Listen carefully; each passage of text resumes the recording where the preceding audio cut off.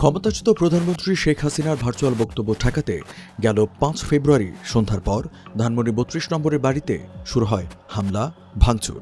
সেদিন রাতে বুলডোজার দিয়ে স্থাপনা গুঁড়িয়ে দেওয়ার পরদিন অর্থাৎ ৬ ফেব্রুয়ারি ভোর থেকে শুরু হয় একই ধরনের কর্মকাণ্ড।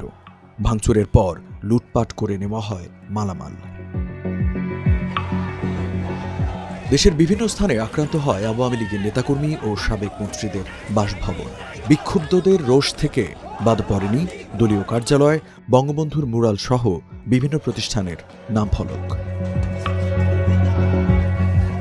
এসব ঘটনায় জড়িতদের বিরুদ্ধে ব্যবস্থা নেবে অন্তর্বর্তী সরকার। ৭ ফেব্রুয়ারি প্রধান উপদেষ্টার ভেরিফাইড ফেসবুক পেজে দেওয়া এক বিবৃতিতে জানানো হয় এই তথ্য।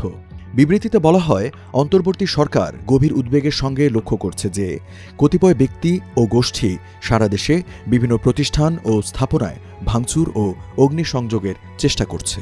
সরকার এ ধরনের কর্মকাণ্ড শক্তভাবে প্রতিহত করবে। এতে আরও বলা হয়, অন্তর্বর্তী সরকার নাগরিকদের জানমালের নিরাপত্তা রক্ষায় প্রস্তুত। কোনো ধরনের উস্কানিমূলক কর্মকাণ্ডের মাধ্যমে দেশকে অস্থিতিশীল করার চেষ্টা করা হলে দায়ী ব্যক্তি ও গোষ্ঠীর বিরুদ্ধে আইন শৃঙ্খলা বাহিনী তাৎক্ষণিকভাবে কঠোর ব্যবস্থা নেবে এবং দোষীদের বিচারের মুখোমুখি দাঁড় করাবে। দুদিন ধরে ঢাকাসহ দেশের বিভিন্ন স্থানে হামলা, ভাঙচুর ও অগ্নিসংযোগের ঘটনায় আইন শৃঙ্খলা রক্ষাকারী বাহিনীর তৎপরতা তেমন দৃশ্যমান ছিল না। সরকারের পক্ষ থেকে একদিন আগে অর্থাৎ ৬ ফেব্রুয়ারি এক বিবৃতিতে বলা হয়, ধানমন্ডির ৩২ নম্বর বাড়িতে ভাঙচুরের ঘটনা অনভিপ্রেত ও অনাকাঙ্ক্ষিত। পলাতক অবস্থায় ভারতে বসে জুলাই অভ্যুত্থানের বিরুদ্ধে শেখ হাসিনার উস্কানিমূলক বক্তব্যের কারণে জনমনে গভীর ক্রোধের সৃষ্টি হয়েছে এবং এর বহিঃপ্রকাশ ঘটেছে।